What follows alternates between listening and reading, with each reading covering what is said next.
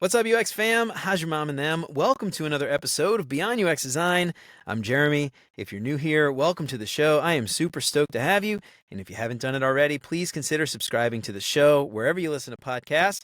And if you are regular here and you feel like you're getting something out of the show, I would really appreciate you leaving a 5-star review. That'll help me out so much more than you can imagine. This week's audiobook recommendation is Design is a Job by Mike Monteiro. Monteiro. I don't even know how to pronounce his last name. I should have looked that up before I recorded this. Design is a Job is from the A Book Apart series, which is brought to you by A List Apart. I love those series. It's a guide for designers that emphasize the business and communication aspects of design beyond just the creative part. And it highlights all those it highlights the importance of things like problem solving, decision making, client management, all that stuff. The book really talks about valuing our work and highlights the importance of good design as a business critical function. It's a really great book.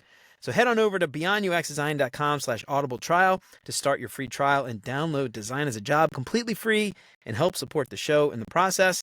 And as always, thanks so much to Chris, Siraquan, Stacy, Radu, Megan, Andrew, and John for all of their support. And if you want to join those fine folks and help keep the show independent and ad-free, you can become a patron for as little as $3 a month. And if you do that, you'll get some sweet, sweet perks for your support. And of course, if you think this show is worth sharing, then I would love it if you told some friends. So let's see. I can't remember exactly when we met, Andrew. It must have been randomly in a comment thread is how I met most of the people that I've interviewed on the show.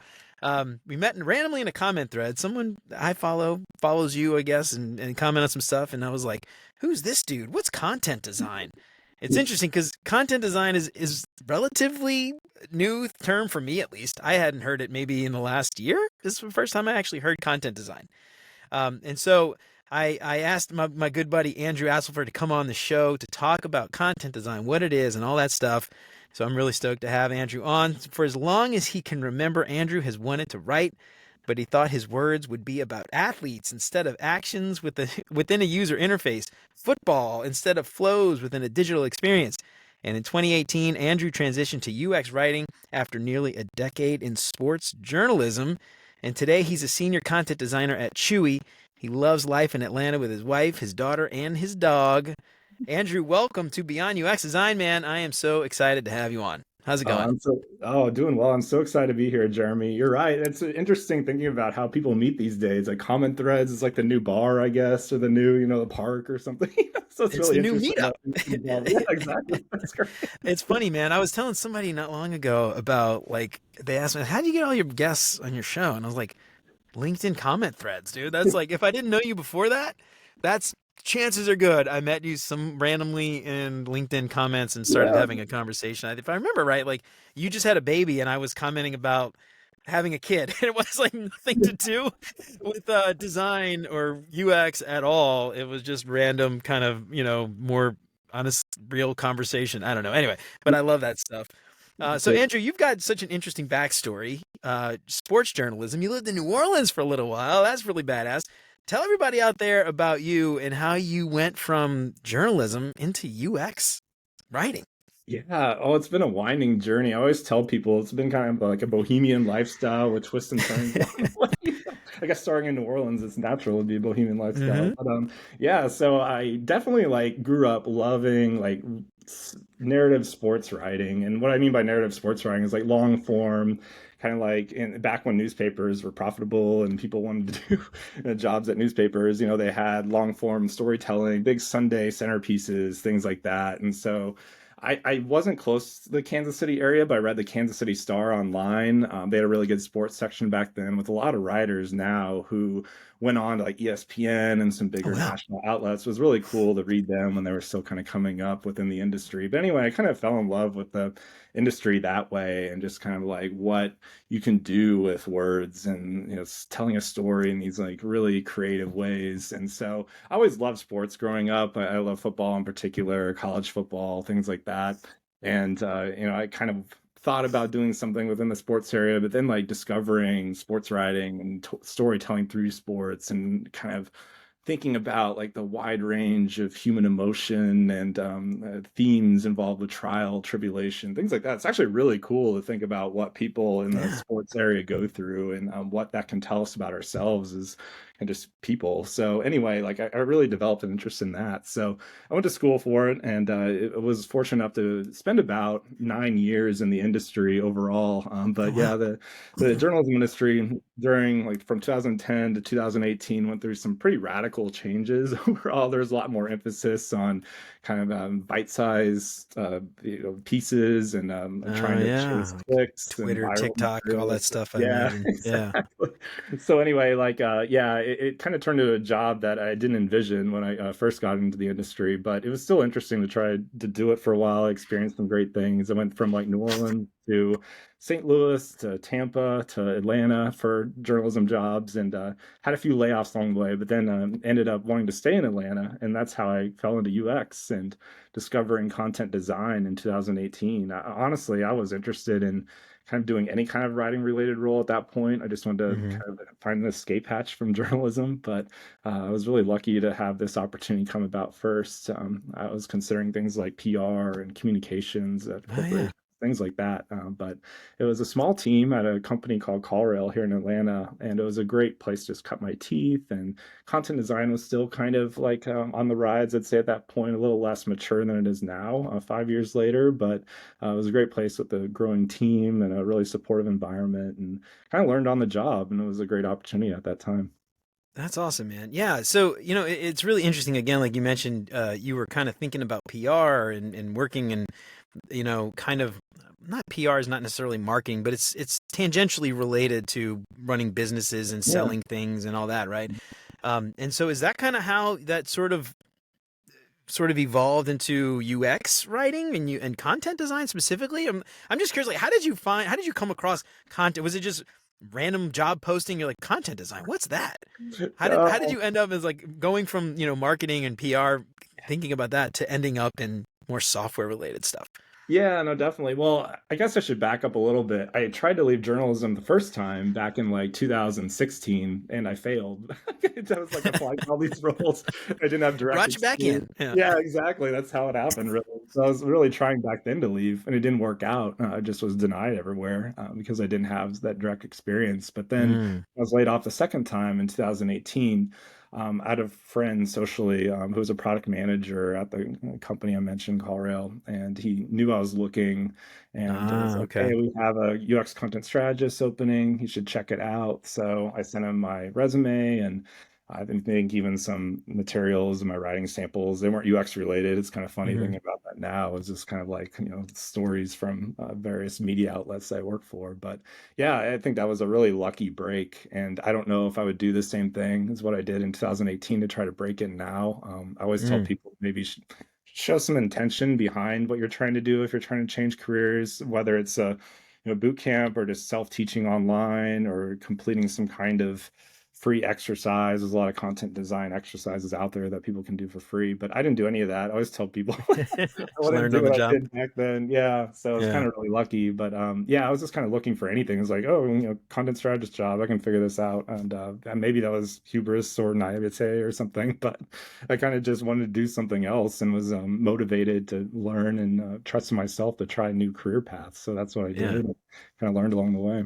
Yeah, well, you mentioned, we were talking on LinkedIn, I think last week or sometime about, life and having to make these pivots without really expecting them, like it's sometimes life just gives you a swift kick in the ass. That's true. And, in your case, it Yeah. sounds like, got laid off. You're just sort of like, I'm going to do it. I'm going out there. I'm taking a chance. And I don't know. Mhm. I love that. Well, it seemed to have worked out. So, so I'm curious when we talk about content design, like I said, I've been in this industry now since about 2011, and we used to call them UX copywriters. Even Mm. well, not even 2011, we didn't call them UX copywriters. I don't think that concept was around, but maybe 5 years ago, it was more UX copywriting, and it Sure. wasn't really a job necessarily. There were probably some big Yeah. companies that Google and places like that were probably hiring, but most smaller teams never had that. It was more of a job to do versus an actual role that somebody Yeah. would have. I'm curious, content design is something I've started here recently. Talk to me, and I know, by the way, I've asked you this before on your open chat. Actually, I'm Yeah. going off topic for a second, but you're every week. Is it Sunday or Saturday? Sunday. Sunday, yeah, I do that. Sunday. Yep. You do Yep. an open chat, and I asked you this question a while back. I'm going to ask you to repeat yourself so everybody listening can hear it. But from your perspective, content design, can you talk about that? Content design in general, but also what does a content designer do? Yeah, definitely. It's a great question. I think there are a lot of answers out there. If you ask maybe 10 different content designers, you might get a variation Sounds a lot along the like product way. design. Yeah, exactly. A lot of similarities for sure. But I actually, yeah, I think this came up and someone else asked this too. And I wrote an answer and I saved it just for an occasion like this. But I kind of like this version. I came up with a while back, but it says a content designer crafts clear, concise copy that helps someone using a digital product become the hero of their journey. With good UX writing, each word is intentional and allows someone to complete a task seamlessly.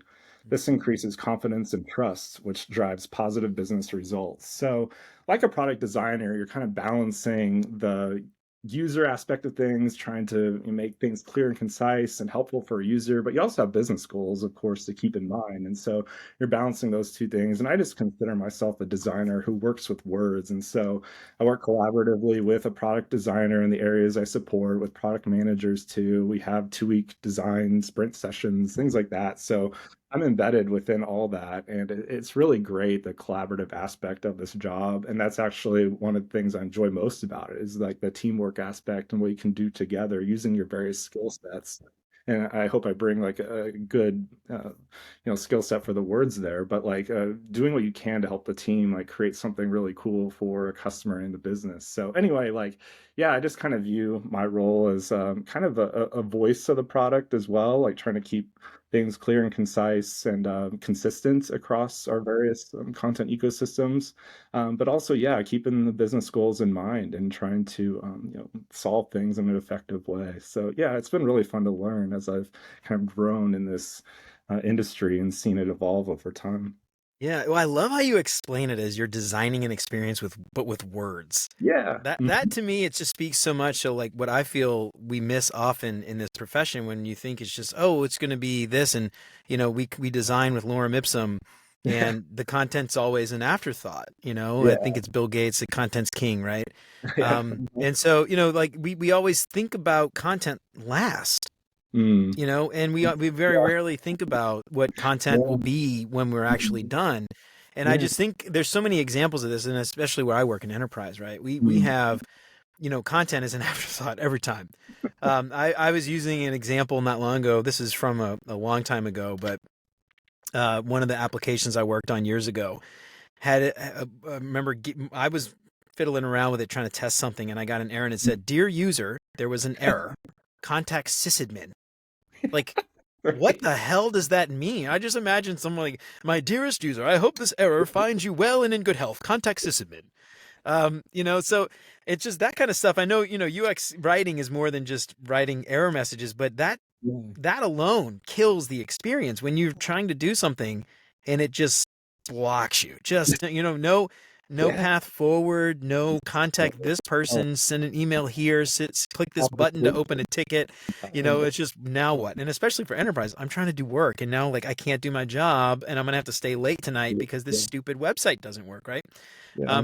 But not only that, one of the things that I love about your explanation some time ago, right? Because I was always thinking like, oh, content design, copywriting, and your Mhm. your emphasis was that it's more than copywriting, Yeah. it's the Mhm. experience, and part of I think about too is things like tutorials, Yeah. onboarding, Mhm. FAQs. Writing those in a Mhm. really helpful, consistent way. And Mhm. again, I go back to like enterprise where our engineers will often write FAQs. And it's just like pages of screenshots and monotonous dribble and written like an engineer. And I'm like, and when I say engineer, I mean like, the mechanical engineers designing the engines. Yeah. And, it's just like, this is impossible to read. I can't even, I don't understand what's going on. It's worse than reading lawyer speak. So Yeah. can you talk a little bit about that holistic sort of aspect of it beyond just the, something people might think, oh, an error message or, oh, help Yeah. section or something. Definitely. Oh, for sure. Yeah. When I think about content design in particular, as opposed to maybe when we talk about UX writing or something, like to me, content design is the holistic experience of like what someone might see content wise within Hmm. a website, an app, a support site, things like that. Like, those words really drive their experiences in all those Yeah. places. And so as a content designer, I've touched content within various places and various jobs I've had, like in not my current job, but in previous jobs, I've actually had to write the support articles with the feature I was helping design. So Hmm. at the Oh same gosh. time, like working within Figma or wireframes, but then working on a support article on the side about this thing that was going to be shipped soon. So, Mm. like I was in charge of that. I did a product video project that I piloted within a previous job too, where we built tutorial videos that were embedded within product videos, but I used like UX writing principles, like our style guide within that too. So I kind of married those two things together and it created something that was beneficial for the customer. So yeah, it's really about like thinking beyond just micro copy and what you see within an app or a website. Even like it really is just the whole experience, and Hmm. using research and competitive analysis and other things to influence your content decisions throughout these various areas where content might be within your company. So yeah, it's super interesting. It's a lot of left brain, right brain working together. When I think about my life in Yeah. journalism, it was really right brain. Like I love being kind of a Hmm. creative writer and thinking about pure storytelling from like beginning, middle, and end aspect, narrative arcs, and things like that. And there are pieces Hmm. of that in this work too. When I think about flows, I think about a beginning, middle, and end for a user within a certain experience or a certain flow we're trying to design. And so that's helpful. But there's also just like some really nitty gritty kind of left brain storytelling or left brain like logical problems I'm trying to solve. So yeah, I get both sides of it, and it's really fun and also a challenge for me to kind of grow within that area and think about like these gymnastics that you can go through trying to think about Yeah. Yeah. Yeah. that's Yeah. the content solution for this, because it can get really interesting. And so yeah, it's been a lot of fun for me to grow in this area. Yeah, so here's one of the things I'm kind of curious about is the content designer within the software lifecycle. So Mhm. you mentioned that you worked in sprints a minute ago, and I'm just sort of curious. Can you walk me through? You don't have to be specific about Chewy or anything, but I'm just curious. What does that generally look like? And I know that this is maturity across the board is Yeah. all over the place, so it's hard to say. But I'm Mhm. curious if you were to explain that sort of process within the software lifecycle to someone who is coming up UX designer, maybe thinking about getting a content design, and curious how they would work with the engineering team. Is that possible to even summarize in like a few minutes? That could be like probably an entire podcast series on its own. But Definitely part two coming up eventually. But yeah, no, it's great. I think like a lot of my work is with the product designer and product manager and sometimes UX research as well. So we'll be given a task from a product manager within a Jira ticket usually, and it'll have like requirements and expectations. And depending hmm. on the task or how far things are along with certain things, like best case scenario, I'm brought in early, and even we'll have some UX research that we can kind of like use to kind of conceptualize what we'd like to do with the solution, things like that, the designer and I. And so it'll be kind of ground level in that way. And then we'll work together on wireframes and trying to come up with something that would work for that particular situation.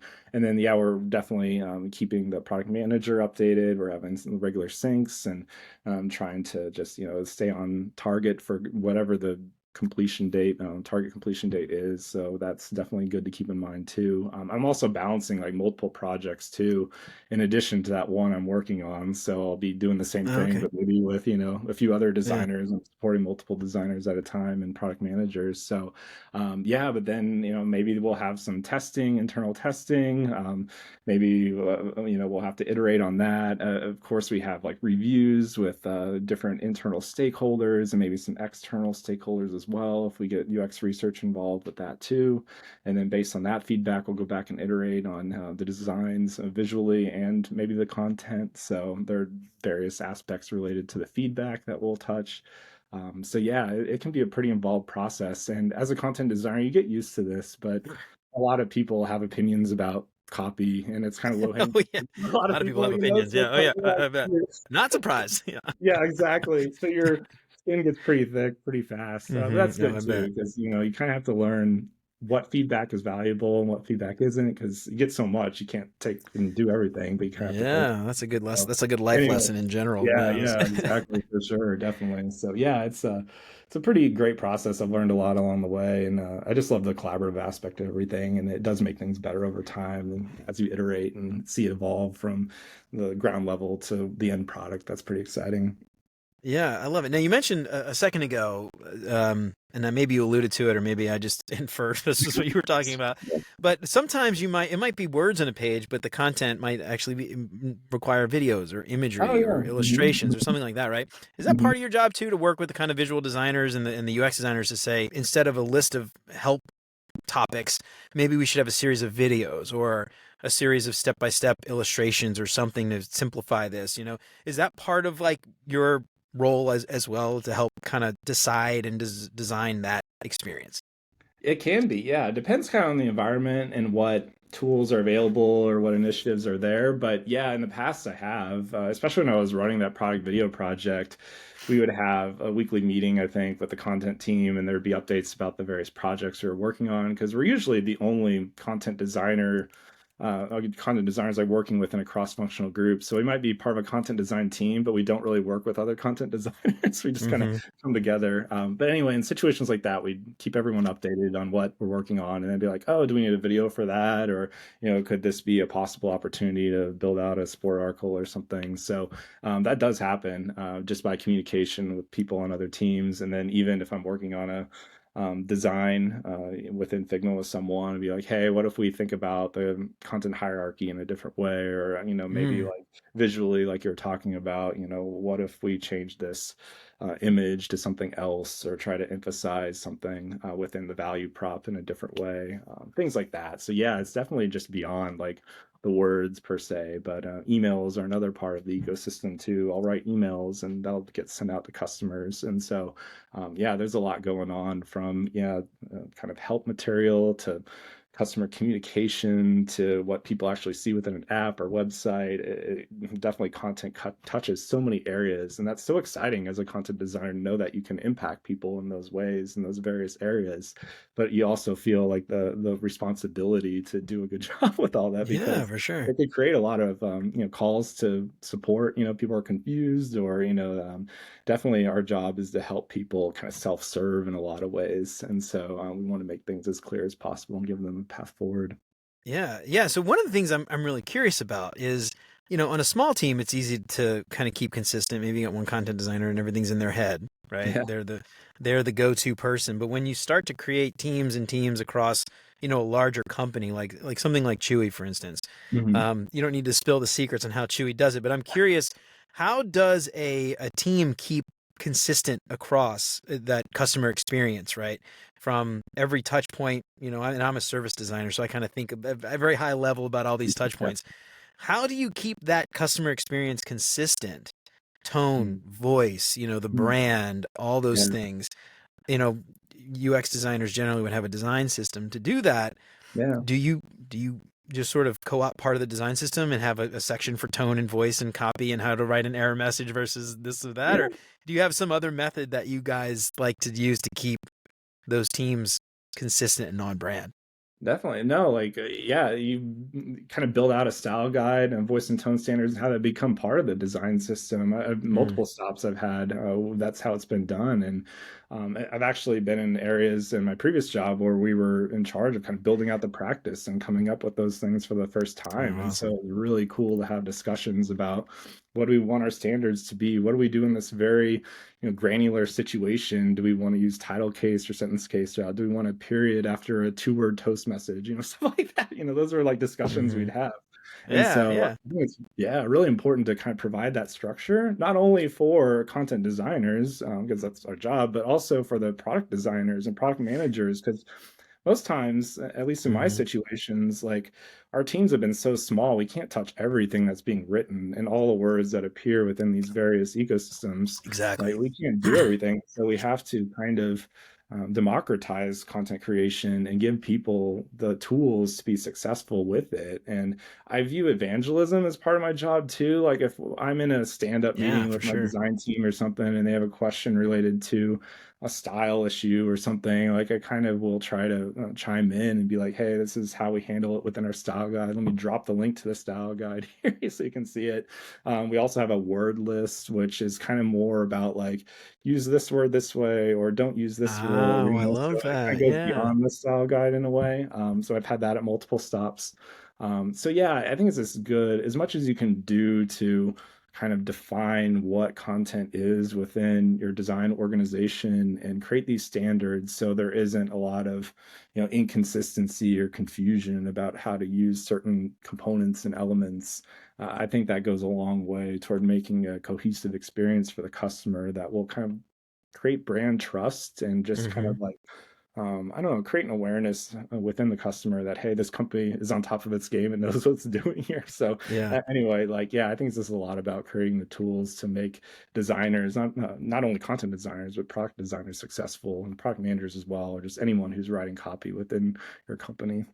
Yeah, absolutely. And that's one of the things I love about this idea of content design role is having somebody that Yeah. kind of owns that piece, right? Because Yeah. when you Uh-huh. think about product design, right? And Mhm. this is sort of where I sit, I think, as like a service designer, being above a product and Yeah. seeing all the touch points, right? And when it Yeah. comes to something like Chewy or even where I work or Amazon, you've got products across the board and you've got product designers that Yeah. own a product and they're Mhm. siloed, Yeah. but there's still that overall customer experience that and all the touch points that that is beyond just a single product designer and that thing that that one product designer owns. Yeah. I love that idea though of just being bigger than just the product and thinking about the entire customer experience across all the touch points and that being consistent because Yeah. it's not about the experience I have in my tool, it's Yeah. about the just like you said, the trust that I have for this brand and the Yeah. trust that I Mhm. have at a very high level. Do I want to even come back next time Yeah. because I don't trust them anymore,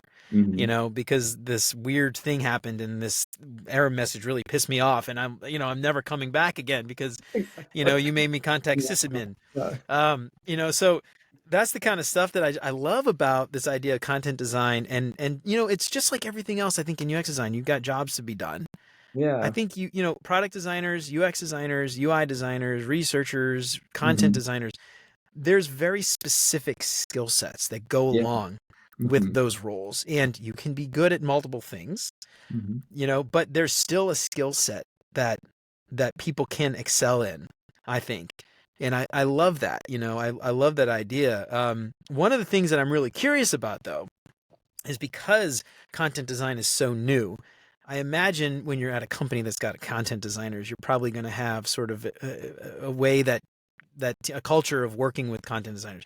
But since it's so new, I'm just curious challenges that you see having to deal with people maybe not understanding what it is or not wanting Mhm. to loop you in or anything. I don't want to answer the question for you, but I'm curious challenges that you've run into as a content designer that might be unique Mhm. to content design versus UX design or something else. Yeah, definitely. I don't know if it's unique to content design. Maybe it is in some ways, but yeah, there are a few themes I've kind of picked up over the years, especially with a small team. You definitely want to be brought in early as a content designer Mm-hmm. because sometimes the design might change based on a content problem that you see. And so if you're not brought in early and you're just told, hey, we need to like, put some words in here, like that could be an issue if it's too late. And so, yeah, I think a lot of times in the worst case scenarios I've experienced, I'm just brought in too late, and we can't really do too much about something based on a like fundamental design issue that relates to the content that's there. And so, yeah, I think being brought in too late is an issue. Also, I've just been part of small teams, so I've experienced this. Is just like sometimes you feel like you're stretched thin as a small team content designer. Like there are so many needs, and sometimes you feel like you have to touch every project that the design Mm-hmm. team is working on that you're supporting, and sometimes it's just exhausting or not possible.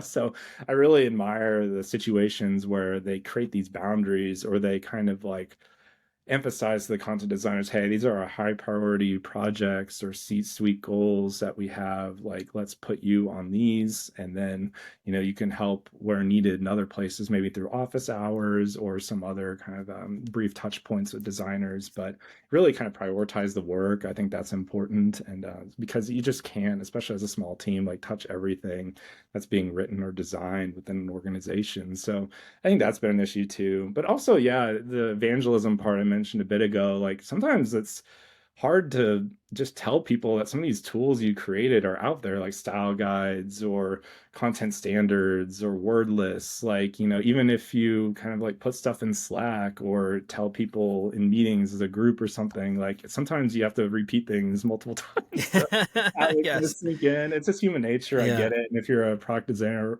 or product manager, you're doing a ton of other things. So totally understand. But like, yeah, that message about these tools and the things you create as a content design team to make things better, like sometimes it doesn't sink in or the awareness isn't there. And so you have to just keep kind of repeating things. And then sometimes like you have this perception as a content designer that other designers come to you as like the word people or just need, Hmm. help Yeah. filling in these words, where it's like, no, I'm kind of a designer too. I want to think conceptually about the design, things like that. So yeah, those are some challenges, but you're right. I think with this anything that's fairly new to people, like they try to figure out how to work with this discipline, and it's a lot of like not only as a content designer, like figuring out the job and figuring out like the rhythms within your company, but also just teaching people how to work with you too. That can be a challenge, and hopefully it won't be that way. Maybe 10 years from now, maybe the Hmm. discipline in a lot of companies will be mature enough where we're beyond that discussion. But sometimes that is a real thing where it's just like you have to teach people how to work with you, and that can be exhausting. It could be rewarding, but definitely, yeah, there are a range of emotions involved with that, and it's just kind of a reality of the situation at a lot of places right now. Yeah, well, when I think of, I mean, I'm not a content designer, but when I think about the roles and the things that you guys are responsible for, what the first thing that sort of jumps to mind is the overlap between a product designer and a product manager, right? Yeah. So, Hmm. a product designer thinks I'm going to go do discovery, and a product manager thinks I'm going to go do discovery, and then, Yeah. I'm going to write requirements. I'm going to come with requirements, I'm going to do requirements. So there's a lot of overlap there, Yeah. which tends to lead often to butting of heads. I want to own this. Oh, This is my thing, And so I'm curious, is that something you run into a lot where with content design where the UX designer is like, I'm going to do this. I don't need you. I got it. Blah, blah, blah. I don't know. Maybe there's different personalities. Some people are probably happy to have the help and some people probably, and it probably all depends on the people. But is that something you've ever yeah. run into? I'm curious. That's a great question. Not really, not too often. I've been really lucky to work with some great designers, good people, and usually they're super happy for the help actually, because I think they're Yeah. looking for that content help. And so, yeah, for the most part, I've had really good experiences. I think there are some issues, like especially early in my career when maybe I didn't have as much confidence, where you kind of got to like sell people on like, I can still do this even though I don't really know what I'm doing yet. That kind of Hmm. thing where, that was a real thing, I think, early in my career, my first UX job. And so anyway, like that just improved over time, and as you just work with people, you gain their trust, and as you kind of just do more, you build up trust within yourself too. And I saw that growth over time with myself. But yeah, I think for the most part, especially within UX, like I feel like designers, like product designers, content designers, UX researchers, we all kind of have this feeling of like we're in this Hmm. together. We're trying Yeah. to, really make things work for the betterment of the business and the customer. So yeah, I've had pretty good experiences so far, and I hope it continues that way because I think there is a big difference between a job where you can feel that tension and there's some like Oh turf yeah. battles and things like that, compared to a job where people kind of respect each other's skill sets and kind of lean on someone who's more specialized in a certain area to complete that task related to that strength. And so yeah, I just kind of hope it continues in a good way in the future. Yeah, that's awesome. Well, yeah, I guess it's one of those things too. It all depends on the personalities on the team, right? Like some people Yeah. embrace that Mhm. idea of Yeah. collaboration, and Yeah. some people run as far away from it as they possibly can. And those people in general are probably going to be a pain in the ass regardless of what role they work on. You're But right. yeah. Well, that's cool. Yeah. So I'm curious, when you think about the types of tools, this is something I'm really curious about. Product Yeah. designers generally get Figma and Miro or something. Do you guys have is there a tool set or is it just Word or Google Docs or whatever process, Excel or something?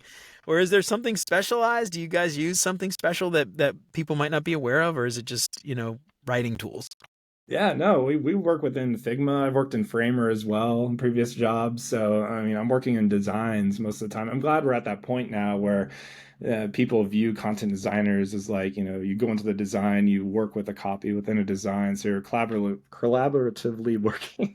Hard Mm-hmm. to talk about that this morning, but you're working collaboratively with the product designer within those designs, and you're like, editing the copy or moving copy around or changing color on the copy, things like that. So yeah, I work within Figma a lot. I have used just for personal use, like things like Grammarly, for just Mm. grammar checks, spelling checks, things like that. Before I put stuff into Figma, so I use that. I use WordTune. It's like an AI type tool to kind of reword things. If you're stuck on a way to phrase something, it'll give you suggestions based on the sentence you put in. So that's kind of helpful for me. I've done that before. I have worked in situations where it wasn't as open for a content designer to work directly in the designs, and so we actually had to like leave comments within like an InVision file or a Google slide deck or something like that based on the screenshot of the screen that the designer was working on in Sketch or something. So anyway, yeah, that's been a workflow for me. I'm not the best by any means or most efficient, but that's something I've had to do in the past. Is like change this to this, put the Mm-hmm. comment. So Yeah. yeah, that's Yeah. been something I've done. Google Docs just for like long form writing if I'm doing like a support article or something like that. I've worked with that quite a bit too. But back when I was doing video stuff, worked with like Adobe Creative Suite things quite a bit, Premiere, Audition, Photoshop, things like that. So yeah, I've worked with a ton of tools in the past. I always tell like new young designers, like don't get married to any one tool or Yeah. think you have to become an expert like Figma. I mean, Figma Absolutely. is Yeah. becoming like the design tool of choice in the industry, I feel like. But still, I mean, you never know when these tools might change or, Yeah. the priorities might change within a company and they're going to switch to another tool or things get too expensive and they'll drop something. So it's like, Oh yeah. just kind of Absolutely. like concentrate on the actual, skills and like, work on your interpersonal skills and cross-functional collaboration, things like that. And then I think that stuff like that is timeless, whereas some of these other things related to tools might not be as timeless. Yeah. Yeah. It's interesting you mentioned that. I was Julia Dabari by any chance? Oh She's on no, LinkedIn. Yeah. She's great. She's I don't know what you call her, thought leader. I don't know. nice. Yeah, awesome. She's great. She's involved with like almost everything. She's content creator. She does like she education for boot camps and That's all awesome. kinds of writes a bunch of articles and all this stuff. Anyway, she commented on something the other day and she mentioned, and this is brilliant, I thought, but the fundamentals. It's all about people and then Yeah. pen and paper. And if you can do it on pen and paper, you can do it on anything. Hmm. It's just do it on pen and paper first. And then if you need to learn a tool, go learn how to put that pen and Yeah. paper, whatever you did, in the tool, you know? But it could be writing, it could be drawing, it could be illustration, it could be Yeah. whatever. Yeah. Just do that on the paper first and then figure out what tool you need to digitize it. Yeah. And I don't know. I love that. I love that That's analogy. great. So I'm curious. ChatGPT, AI, that's huge right now, right? Is Yeah. ChatGPT or AI Yeah. something you guys are embracing as content designers to make your job easier? Or are you guys, is there fear or concern that AI is going to take over and everyone's going to lose their job? Not Yeah, to that's be a not great to be question. all doom and gloom about it, but I'm Yeah, just not to curious. be all doom and gloom, like a dark cloud above all of a sudden, Yeah, lightning as the thunder strike. yeah, Yeah, right. monsoon hitting me in the head. Yeah, no. Yeah, that's a great question. I think it's mostly curiosity right now. I haven't really done anything in my day-to-day job related to Mm-hmm. Cat GPT other than maybe like read a lot of things about it. But it's definitely something I can see evolve and kind of become a bigger part of the workflow in the Mm-hmm. future if companies kind of understand its value.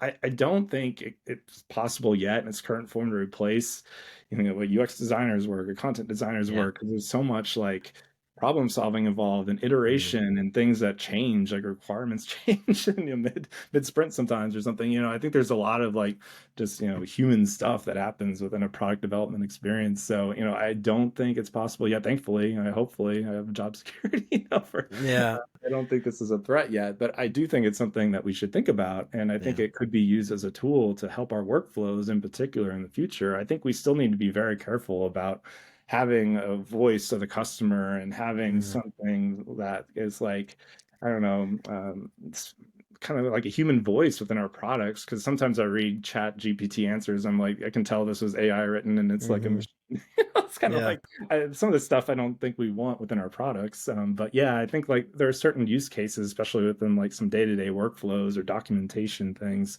I think it would be helpful. But yeah, aside from just reading about it or just kind of like having curiosity about the topic, I haven't done much with it yet. But I'm curious to see if that'll change over time because I do think the way things are moving now and how fast things are moving with, Google jumping in the game too, and Hmm. Facebook, Meta has an interest in creating more AI tools as well. I think this will continue to just evolve and grow really quickly in the next 5 years. And I can see it being a part of day-to-day life, not only for people in our field, but other areas where people work as well. I think this could be a huge thing for marketing or other areas of content creation too, where these will be regular tools that people use, and it'll be pretty interesting to see how they evolve. But also, I'm a little concerned about the downsides of all this too, and I hope we create some boundaries related to Yeah. these things because they could spiral in a negative way. And I just hope that we kind of use these things with discipline and in the right way, and we create these things in the right way too.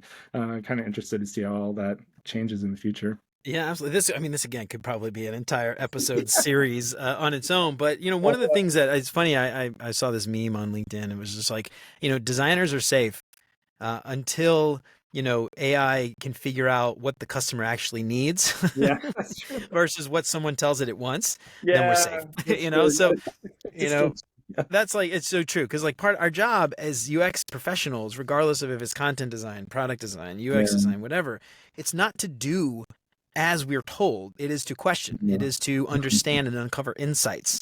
Yeah, And until AI can somehow magically do research and go talk to actual humans and uncover those insights and then yeah, figure out how to turn that into very specific requirements to fulfill those mhm. needs that it Yeah, uncovered, which exactly. maybe that'll happen one day. I don't know, but I don't see that ever happening anytime soon. Uh, Until then, it's great for brainstorming, and I do stuff like with the podcast, like a bio. Somebody will send me a yeah, ridiculous long bio. I'll feed it into ChatGPT and spit out nice. a shortened version or something. You know what I mean? Or Cool, hey, yeah. what's 10 interesting topics for questions or something? Oh, Sort yeah, of yeah, spark yeah. some ideas, and but Yeah, that's cool. there's Mhm. always a human element to it. You don't just copy and Yeah. paste. If you do, you look like a knucklehead. One of the things I was kind of thinking of is kind of interesting, and maybe you guys can build this. I don't know. This is anyone listening. I don't know Yeah. how to do this, so take this and do what you want with it. But if you could train a model on your tone and voice, Hmm. and then type in something, and it'll translate it into that Yeah, that's proper interesting. on brand tone and voice, you Mhm. know, that would be kind of cool. That would probably save you guys a lot of Interesting. time and, Yeah. that help with that quote unquote democratization, like you Yeah. talked about, Yeah. so that Mhm. people are actually using the rules and algorithms that you have. But someone still has to Yeah. create that, though. That's not Yeah, like that's true. Yeah. something that the machine Yeah. just knows how to do. It's something a team Yeah. has to design, Yeah. Oh, And so, definitely. anyway, I Mhm. find that fascinating. It's just, Yeah. helping us do our job easier, not doing our job for us, Yeah. No, at least definitely. right now. Yeah, yeah, exactly. Hopefully, yeah, we can always have a uh, balance, that's for sure. But yeah, yeah. no, And that's interesting. I like what you said about maybe like getting to that point where it understands like a voice and tone and standards that you have. That'd be really interesting. One thing, if we got to that point, I can see being a challenge based on just what I see in my workflows. These things change over time. Like yeah, how do we you update sometimes it? have standards, and someone will be like, "Hey, like, what? I ran into this situation. Maybe this other approach is better, so we'll change our style guide based on feedback or." Designers or product managers bringing stuff to our attention. So I think it's like a forever evolving thing, like a style guide or a word list or a control vocabulary, things you come up with. So like it'd be really interesting to see how that would work in the future, like training something on a Hmm. continuous living document. I wonder how that would work. Yeah. So I'm like geeking out on this problem right now. This could be like a Yeah. really cool like whiteboard design challenge. But here's what I'm thinking in my head, right? You're probably familiar with how translation works on websites, where Um, a lot of people might not know, but you got a file that's just all of the variables that get plugged into a website, and it yeah. might be like hello, right, and then it might be English, French Mhm. would be bonjour, Italian would be uh, benvenuto, whatever. That's welcome, I guess. Whatever, right? Whatever. I took 4 semesters of Italian. I can't remember what hello is. But so that's, and then each language has its own file, and then that variable gets plugged in. So if you could figure out how to do this, but you have a file that's like all of your your commands or copy essentially, Yeah. hello, right? And Hmm. then you decide, that it changes in the style guide, and Yeah. then it just gets updated across everything, and then everything's consistent. So you don't have to have an engineer Yeah. go back in Yeah. and update 1,000 pages. It just updates Yeah. it based on the model Hmm. as it happens, or Yeah, that'd as be it gets changed incredible. or pushed to production, I guess. Yeah. But anyway, That's just an awesome. Yeah. idea. Anybody out there Yeah, figuring no, out? That's just one thought. that's a more I idea could I could for geek it. out about this problem all day. But anyway, that's just like really fascinating. I love that idea of consistency though across all the channels. Yeah. And Hmm. that word gets updated, or that tone and voice gets updated across the Yeah. email and Hmm. welcome messages and error messages and Oh, this for and that sure. and Yeah. whatever, all the touch points. All right, Oh, I know. I Definitely. love That's that. Figure out how to do that, and yeah, then you can sell exactly. it. I just want Once to cut you anybody out there. yeah, Anybody figures out how to do that and you can sell it. I that's want right. I want 5%. Yeah, I don't even give need some 10%. Just five commission. Yeah, percent, that's just right. forever. All right.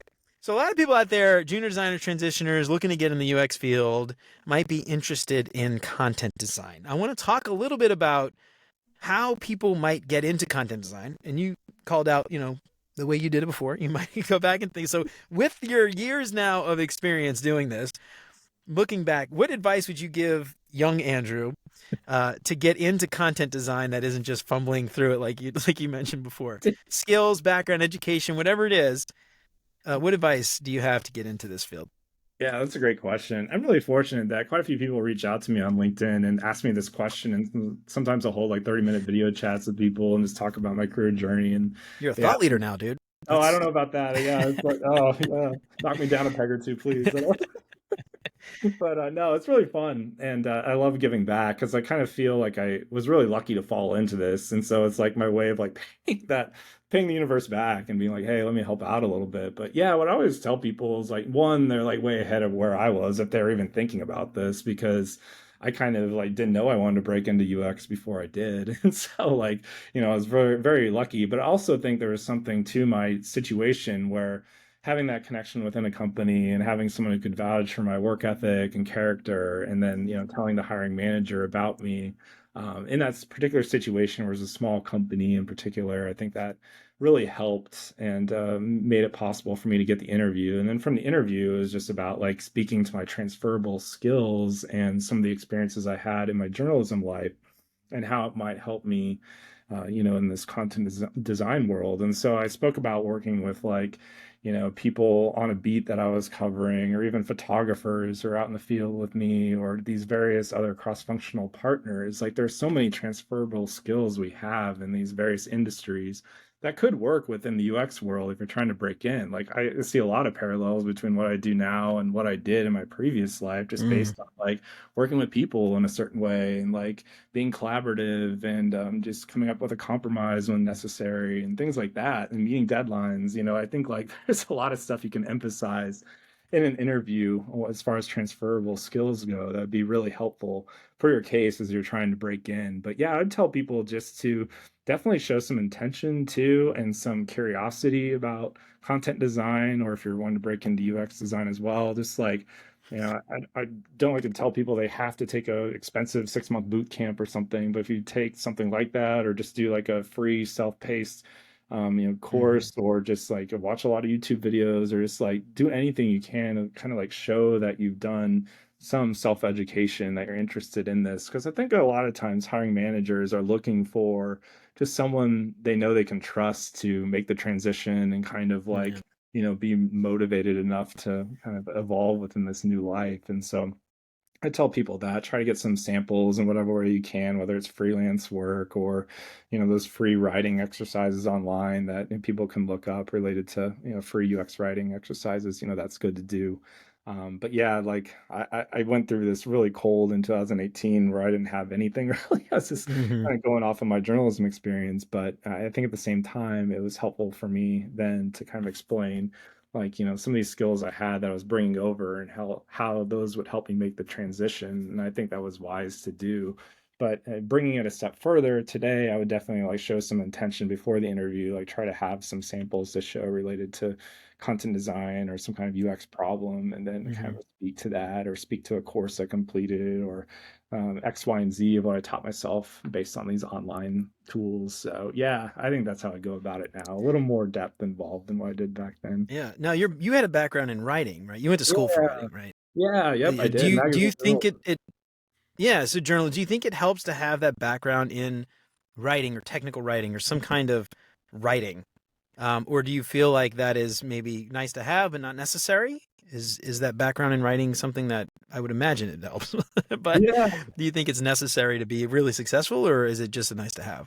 that's a great question. I think I'd make a small distinction with it. I think it's definitely like helpful, but I don't think it's necessary. I know some people Okay. who were like teachers who are wanting to get into content design, or people who are like professors or something, and like we come from so many different backgrounds, and you don't necessarily have to be like a pure writer to succeed in this field, because writing is only a small part of the content design job. There's a lot of like Hmm. research involved and problem solving and things like that. So if you love to do those things, and it kind of sparks your imagination and passion, like yeah, you should definitely like try to explore this and see if you want to do it further. So yeah, you'll find a lot of people in content design who came from like a journalism or some kind of English background or things like that. But there are a lot of people too who are beyond that, and weren't pure writers before, who are really good at this job. And so yeah, I'd say like if you don't have that background, I wouldn't let that stop you. If you're interested in it, just continue to kind of explore the field and know that this job is much more than just writing. And you definitely like, if you're interested in problem solving and working with people to create effective solutions, then this could definitely be an interesting field for you. So you mentioned, again, I love that you're stressing this. It's not just writing. So Yeah, what that tells me, there's a lot of transferable skills, I think, from a UX design yeah, position. So if there are people out there listening who are UX designers now and are thinking yeah, about getting into content design, what skills from that UX design role do you think would be really transferable, almost applying directly? I could think of things like, yeah. information architecture, for Oh, instance, for like sure. laying out a thing or understanding how Uh-huh. bits of content, relate to others, like, that kind of thing. Anything else? I'm curious, like maybe not visual design necessarily, but are there other things? You mentioned research before. Yeah, no, definitely. Yeah, the things you mentioned, I think, would be directly related, be good. I would actually love to see more of that happen. Sometimes you see people go the other way, where it's content design to UX design, and then maybe project management or something. But Hmm. yeah, I think like anyone who is interested in making the jump to content design completely, like if you've been working as a product designer, like you're embedded in this discipline. If you've been working with a content designer, you might have some experience with how they think about consistency and intention behind words, and using research to kind of influence and validate content decisions, things like Hmm. that. So, yeah, I'd say there are some really direct comparisons and parallels there. And so like yeah, if you're interested in that, like I would definitely continue to explore it, because I think that you'd be so strong in just like the design aspect of things, and thinking just in a way that is effective from not only a content angle, but also just from, a storytelling aspect within the Hmm. design, and how that would be effective for the user, and also accomplish a business goal. So, yeah, I think there'd be so many direct comparisons between the two. And I'd love to see more UX designers actually make that transition in content design. I think it'd be really interesting to see that, and be beneficial for a design organization for that to happen, for sure. Yeah. So one of the things that I was just kind of thinking out loud, and I know you're not an expert in this necessarily, but when I think about right now, finding jobs in UX design is almost impossible because there are just so many people looking for a very small amount of UX roles. But content design, there's probably not a lot of people looking for content design roles. That said, there probably aren't a lot of content design roles to be had. But Yeah. as people find the value in these roles, I imagine more content design roles will open and there will be start to be more demand.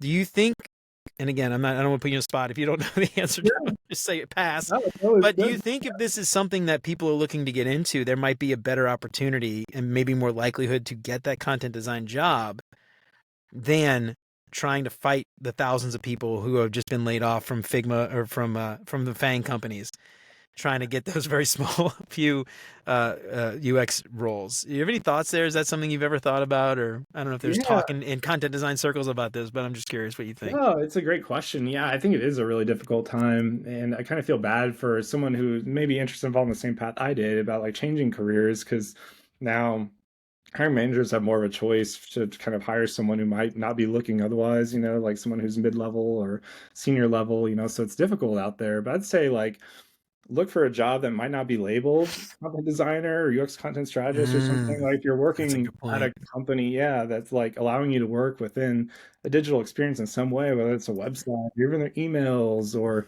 their blog or something, like you're doing content design in some Hmm. fashion. And so, content is design. I like to say a lot of times, but like, if you can get experience however you can in areas like that, you can add that to your portfolio and speak about it for a content designer job Mm, later that you might apply yeah. for. But I just think about just trying to find any way in to just show that you can do this work in this way. And there are a lot of companies out there as they build their digital practices and like want to invest in these areas, they might not know like what quote unquote content design is sometimes they sell these Yeah, jobs. yeah. Yeah, exactly. So I would definitely like, if you're frustrated about getting declined at places or denied, for these jobs, like think about your job search in that way. Look for these companies that might not be tech companies or something, but are like Hmm. investing in their websites or investing in other digital aspects of their business, and try to find a way to work on the content within those. And then you can be a content designer and kind of like, invent things, or build a style guide, or, a controlled vocabulary or something, and really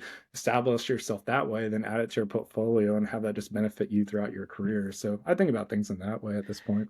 Yeah, and that's a great point too. That like, let's say you have a job and you're a UX designer, and your job is to be a UX designer or product designer, and you see a need for this, if you can advocate it, right? This is again one of the skills that you said was very important: storytelling, influence, things like that.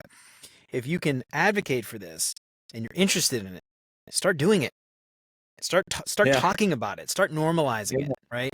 And Yeah. eventually, if it becomes in demand enough at that company, maybe you can move into a content design specific role, or Yeah. push for them to hire someone who does that full time. Yeah. But I think a lot of these higher ups, the stakeholders, the product, the hiring managers, the people who lead software teams, if they're not UX designers, and often they're not, they might not have any idea that this is even Yeah. something somebody should be trying to do. Exactly. They might feel the outcome of not having it, but they might not understand that having this role could help there. So, Yeah. that's something I think a lot about too. If you're interested in anything, I mean, content design, whatever kind of design, all the various titles we have now, Yeah. if you're interested in that, advocate for it within your own team and start Yeah. to do it and start to Yeah. try to get that thing to be normalized, and whatever it is, content design, anything else. Yeah. You mentioned something a second ago. I'm really curious. Content design portfolios. Oh if yeah. if Huh? you're going and applying for a content design role, are you expected to have or sort of a traditional portfolio with case studies and things like that? Or are you more just samples of writing, and do people expect a write up like with process and outcomes and all the crap that you hear, UX designers need in their case studies?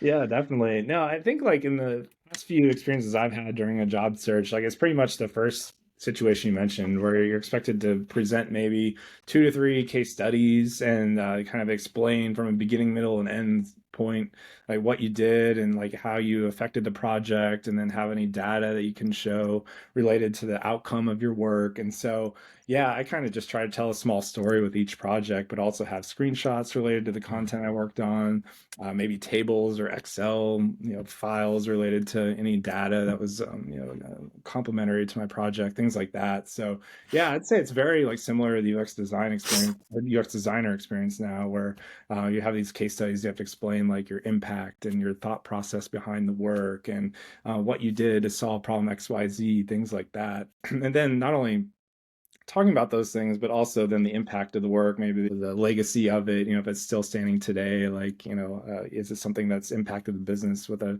certain dollar amount, or did it decrease churn, things like that. mhm, So that's something I've heard people talk about too. But I think some of the best case studies or the best things to talk about are really like from a content designer standpoint, is like an end-to-end experience where mm, you're owning the content from the very beginning, conceptualization, to the end through working with stakeholders, having it implemented with engineering, maybe even QAing things from a content yeah, perspective, and then seeing it out in the world and maybe iterating on things later if you see a problem. But yeah, yeah. those are kind of the most effective case studies, I think, from a content design standpoint, is that end to end experience. No, it's funny you mentioned that. from the content design perspective. I would love to see that from the UX design Yeah, perspective, and not just here. I did step 1, step 2, step 3, done. You yeah, know, like yeah, here's my thing, here's my artifact. Like, shut up. Just like tell me what you did, how you did it, and why it was beneficial. yeah, And how you worked with the people to get it done. I think that's huge. yeah, definitely. But Yeah, yeah, I would love to see that for everybody, dude. I know. Totally All right.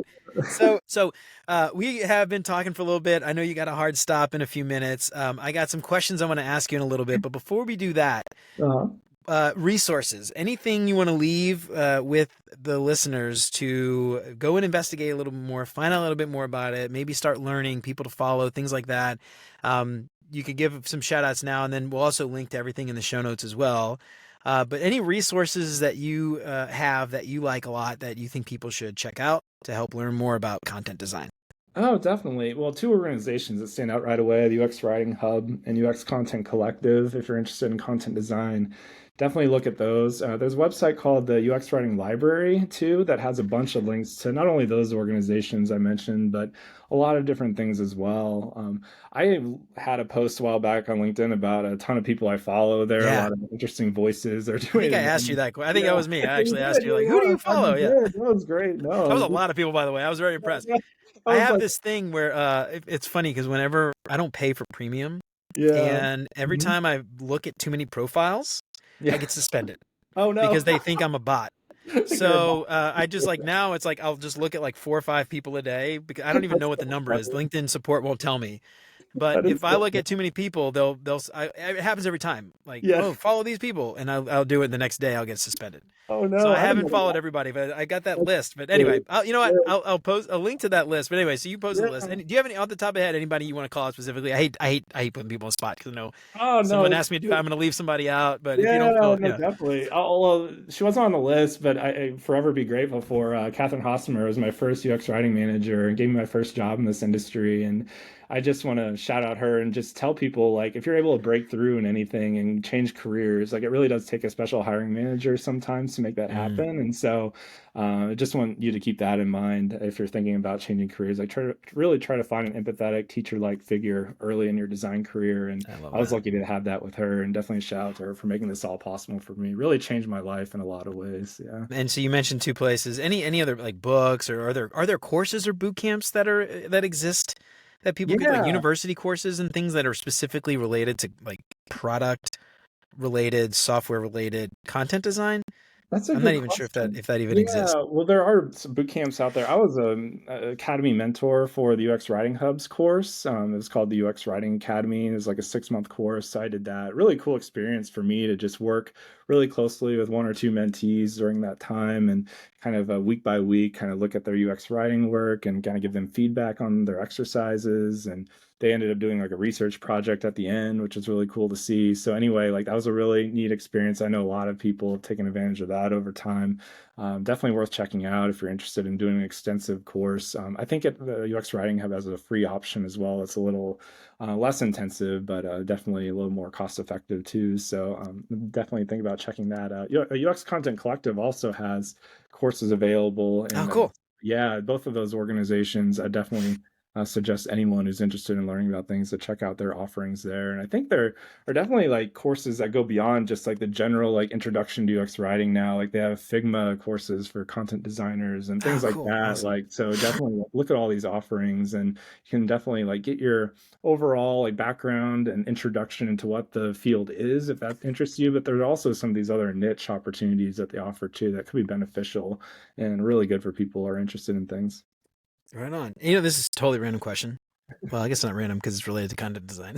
But are there any Figma plugins for content design specifically, or is it just, or does that Oh not really man. exist?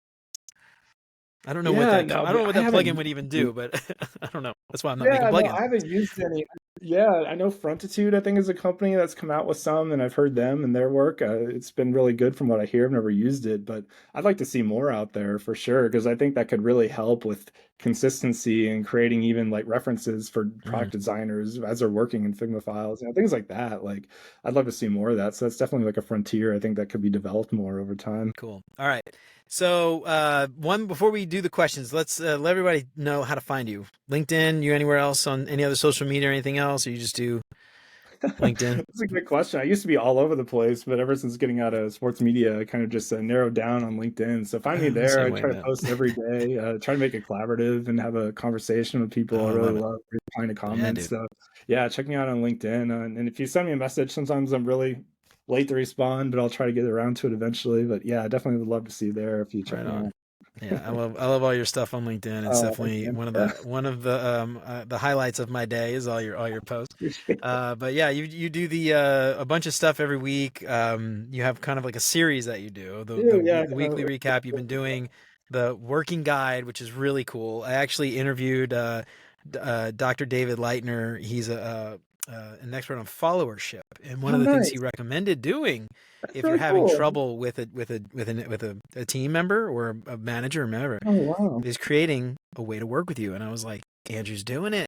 He's got it. Chewy does it. That's like I love how you guys do that actually as like part of your onboarding. But Yeah, anyway, that's really that's cool. that's a really cool thing. But you're doing that kind of stuff, and anyway, all kinds of awesome insights. The open chat. If you got any questions to ask Andrew, he does it every Sunday, so make sure you Yeah, check him love out that. there. All right, you ready for these questions? Get you out of here. Yeah. 15 minutes. You got a meeting, so we'll let you go. What is your favorite non-design book? Oh man, non-design book. I'd have to say early on I read North Toward Home by Willie Morris. Kind of like an old school book, but it was about a person who went on to be a great editor for Harper's, things like that. But he grew up in Mississippi and Oh, cool. kind of a rural environment, kind of like what I did in Western Kansas, and really kind of inspiring about how someone could grow up in that environment, go on to the big city, be ambitious, and do good things. So yeah, I read that in college, and definitely still sticks with me to this day. Yeah. Right on. I love it. All right. What is your favorite non-design podcast? Oh wow. Here's a really bad confession. I'm like terrible about like keeping up with podcasts, but on long road That's trips great. I won't sometimes tell. my wife, yeah, I know exactly, but my wife and I will listen to like Bravo related podcasts, like the Bravo show. So like Okay. Right on. Vanderpump Rules or like Southern Charm, stuff like that. So like the characters from their podcasts. So I'd say just like for Is that mindless your favorite by entertainment. default? That's the only Yeah. way to. Like, hey, a happy wife, happy life, you know. That's I heard that, dude. I heard that. All right. What is your favorite meal? And this could be something you oh cooked, man, you've this is eaten so out at a important. restaurant, maybe something your grandma cooked that you just remember from being Oh, a kid. man, there's so Favorite many things. meal. I love food. Food's actually a passion of mine. And living in Atlanta, we have a lot of great Yeah. options. But I like biscuits and gravy. Actually, I have ever since I was a kid. My mom used to make it. But even living down here now, there's so many cool like biscuit options at various restaurants here and styles of biscuits. And then you add that gravy Hmm. on top, like Oh yeah, sausage, and put baby. like Woo. a over Mm-mm-mm. easy egg if you want to get really intense, and some hot Oh my sauce. God. Yeah. That's how I go for it. So yeah, Hell yeah. You just spoken like a true Southerner right yeah, there. that's right. Mm. That's my Biscuits go-to. and But, gravy, egg yeah. and a hot sauce on top. That's right. Mm. It's some good stuff, man. Yeah, I I love love it. it, dude. All right. What's your favorite vacation spot? Oh man, I'd have to go back to my honeymoon. We went to the Greek islands, and so we hopped around Ooh. like Santorini, Naxos, Mykonos. We did Athens as well, did all the history stuff there, but we really like the islands the most. And so if I had to pick one of them, though, it'd probably be Santorini. Just really beautiful. You know, we stayed on the cliffs there at a hotel, and you'd open the door, and there'd be the water there with the cruise ships below. And so I'd love to go back Oh, someday. It's a yeah, it's gorgeous beautiful, dude. place. It's a lot of fun. Oh, that's awesome. I love it. I've never been, but yeah, it's on my Um, list. I got a me long bucket too. list. Yeah, A lot me of places too. in Europe I want to visit. Definitely. It wasn't so damn expensive. I know, All right, yeah, what is your money favorite? makes What's your favorite design tool that is not Figma? That's a good question. Wow. To think about this one. When I was doing product videos, I really enjoyed the Adobe Creative Suite. So like Mm, Adobe Audition, I don't know if yeah, that's like a true design tool in the way we're talking I, about things, but I I use thought it. it was really fun. Yeah, to kind of be like, just kind of self-teaching with all that. Like I didn't really have anyone teach me. I was just Googling a lot or YouTubing a lot, but like Yeah, some of dude. the things you could do with that, I really had fun with it and enjoyed it. Yeah. Kids today, man, they don't appreciate this, but like all the Adobe Creative Suite, I used to go like this was back in like 2003, 4, 5, or like long time ago, and you would get these magazines. They were mostly Yeah. from the UK, like Yeah. Web Designer magazine, Digital Designer was another one. I think Digital Arts, I think that was what it was called, and they had CDs on the back. And the CDs Oh, had like yeah. tutorial files, and it was like how to Yeah. recreate this thing in Illustrator or this thing in Photoshop or whatever. That's how I taught myself man, all the creative suite stuff. This was back in Amazing. CS3, man, back in the day. Oh wow, yeah, back in the day. CS4 or 5, back when you could pirate it for Yeah. get it for free. Not anymore. Adobe fixed that one. Now, yeah. All right, I got one more question, Lanyap. I don't normally ask this, but you, if I'm not mistaken, you lived in New Orleans during the Good. Super Bowl, right? When the Saints won the Good. Super Bowl. Yeah. Okay. Now that you're in Atlanta, do you root for the Falcons, or do you have a special place in your heart for the Saints? Oh man, that's a great question. I'll never forget that time actually. And I bring up New Orleans, like being on Bourbon Street. I was there actually doing a story for ESPN.com page two about the scene in New Orleans during Super Bowl night. And so that was something I'll never forget. I actually don't follow the Falcons as like a true fan. I'll keep the game Good, on though perfect. because Okay, it's we can stay entertainment. friends. They find yeah, that's a good point. But they just find ways to lose, and it's actually really hilarious to see like, okay, they're ahead by like 10 with 5 minutes left. They're gonna lose this somehow. And so Yeah, right. Oh, dude, in New Orleans, it's so funny that what is the I can't remember the score, but it was like 23-3 or something like that, right? And the Falcons ended up going and losing that game. yeah, And we like the Saints, we put in everything. There was actually a local brewery that would just print that on the bottom of their cans, 23-3. Whatever the score was, I can't remember the score. yeah. But yeah, the Saints and the Falcons, they hate each other. Oh, they So, do. you Yeah, know, definitely. I know. it's funny because living in Cincinnati, you know, they're in completely different conferences. So the Saints and they play each other, I think every other year. Oh, Um, but yeah. it's like an exhibition game, or well, it's not an exhibition. I guess, well, they play each other every year, but it doesn't really count towards the Super Bowl, but or towards the playoffs. But it's fun because I don't have to like root against each other. You know, Yeah, like I exactly. can root for both Yeah. Cincinnati and New Yeah, no, Orleans. So definitely. My wife's from Cincinnati, and so like, we'll watch the Bengals whenever we get them down here in Atlanta yeah, on man. TV. So it's been fun to follow them lately. We actually did a thing where in the playoffs, and the Bengals have been in the playoffs a lot the past few years. We'd make Yeah, dude. like some Skyline stuff at home here. You could buy like the little canned Skyline chili and Yeah, like and make a skyline dip, did all skyline that. pizza, Yeah, and all that. grate some. Man, Yeah, we do uh, that stuff. So I've been here 2 years. I still can't do the skyline I stuff, know, I man. Yeah, understand. it's Yeah, just. Ugh. people are hot and I don't cold. mind Cincinnati chili, honestly. It's the skyline specifically. It's so like it's like water. Don't get me started. I'm gonna insult your wife. I don't want to insult your Yeah, wife. Uh, it's it. People in Cincinnati take that stuff seriously, man. You yeah, like start I insulting totally their get it. skyline, and Oh, whoo boy, no, this that's is yeah. you might appreciate this. So people don't know there's two big chili parlor chains in Cincinnati. There's Skyline and there's Gold Star. That's And yeah. you're either a Skyline person or you're a Gold Star person. And Yeah. I work with all these guys and we have the Slack channel. And during the Super Bowl this year, or during the playoffs, when the Cincinnati was playing the playoffs, we're like, we're going to make some Skyline dip. So I was like, "Hey guys, am I doing this right?" And I took a picture of like my Skyline dip, but I had a can of Gold Star, Yeah. so I made it. I made my Oh, that's so Skyline dip funny. with Gold Star. And I was like, "Am I doing this right?" And they were like, "You son of a bitch!" Totally, It's yeah. funny. I was I've like actually totally been barred from trolling getting them. a Gold Star. Like my wife's such a Skyline person. I still haven't She had won't Gold do it. Star in all our times going to Cincinnati. I'll have to sneak away sometime just to try Man, it. I tell you, so here's the thing. Everybody listening probably couldn't care less because they're not going to have it. But if you're in Cincinnati, Gold Star has some locations. They do burgers, Oh wow. and their burgers are actually really good.